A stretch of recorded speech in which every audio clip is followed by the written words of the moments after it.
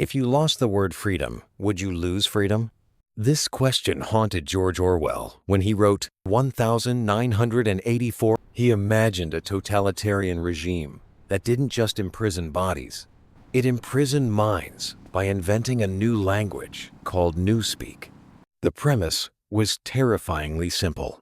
If you eliminate the word for a concept, you eliminate the concept itself. No word for freedom? No thought of freedom. No word for rebellion? No capacity to rebel. It's a clever idea, but it's also completely wrong. Let me tell you why this matters. You probably assume that language shapes your thoughts. You probably think that if you didn't have the vocabulary for something, you couldn't conceive of it. Orwell believed this. So did linguists Edward Sapir and Benjamin Lee Whorf. They called it linguistic determinism, the theory that your language determines what you can think. Here's the problem. The evidence doesn't support it. Whorf studied the Hopi people and claimed they had no words for time cost. So they experienced time differently. He was wrong. They do have words for time. He made the same mistake with the Dani people of New Guinea, who supposedly only had 2 color words. Researchers found they could distinguish colors just fine.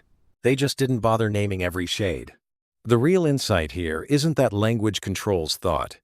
It's that language reflects what a culture values. If you live in a forest, you develop precise words for different shades of green.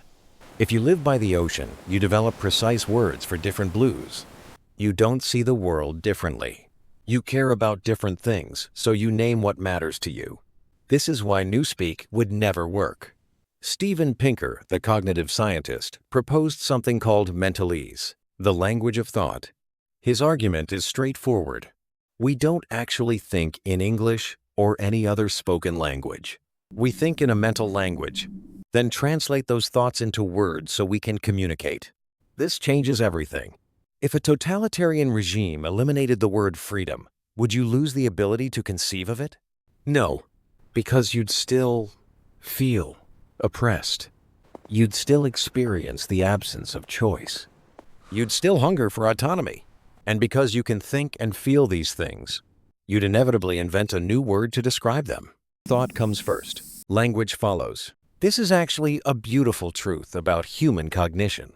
No regime, no matter how powerful, can fully control what we think, because they can only control what we say. The human mind operates on a level deeper than vocabulary. When you look at language from this perspective, something interesting happens. You stop seeing words as prisons and start seeing them as mirrors. Each language reflects the values, priorities, and collective wisdom of the people who speak it. But none of them can ultimately confine the human capacity for thought, creativity, and resistance. The next time someone tries to manipulate you through language, whether through propaganda, corporate speak, or political correctness, remember, your thoughts exist before your words. You can always find new words for old truths. You can always name what you refuse to forget.